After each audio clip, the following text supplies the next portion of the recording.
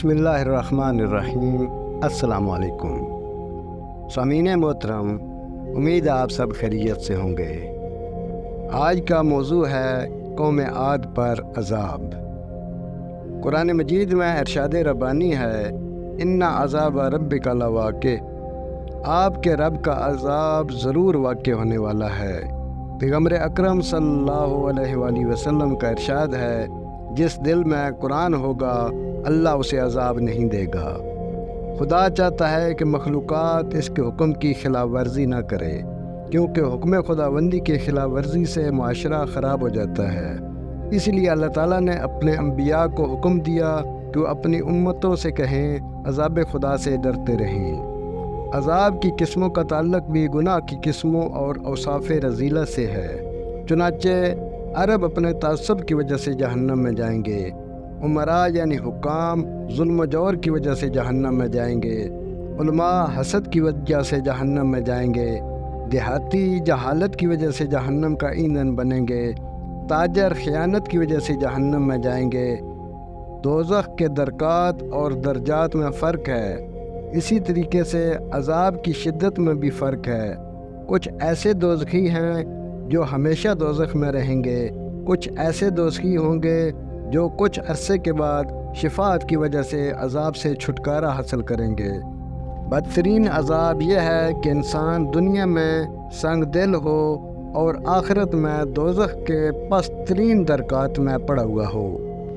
حضرت ہود علیہ السلام کی عمر جب 40 برس ہوئی تو اللہ تعالیٰ نے ان پر وحی نازل کی اور انہیں مبعوث نبوت فرمایا۔ انہوں نے اپنی قوم کو توحید خداوندی کی دعوت دی۔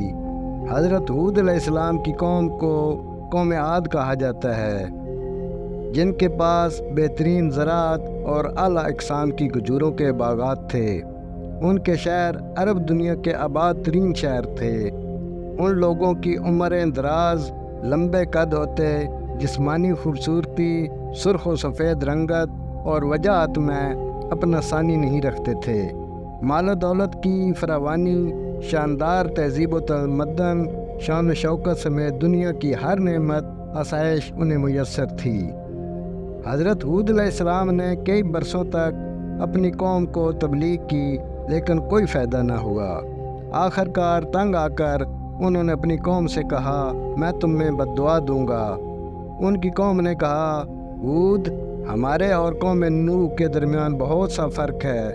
قوم نوح کے جسم کمزور تھے اور ناتواں لوگ تھے، اس لیے وہ عذاب میں ہلاک ہو گئے، جبکہ ہمارے خدا بھی طاقتور ہیں اور ہمارے جسم بھی بڑی طاقت والے ہیں، اس لیے ہم کسی عذاب سے نہیں ڈرتے۔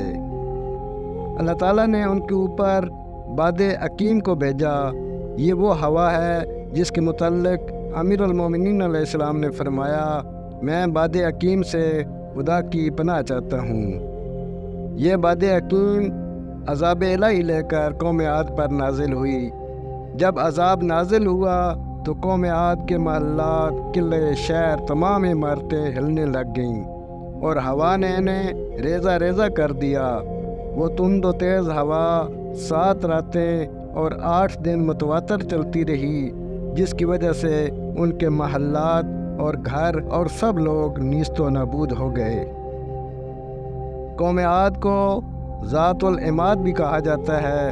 اس کی وجہ یہ ہے کہ عماد عمود کی جمع ہے اور عمود ستون کو کہا جاتا ہے۔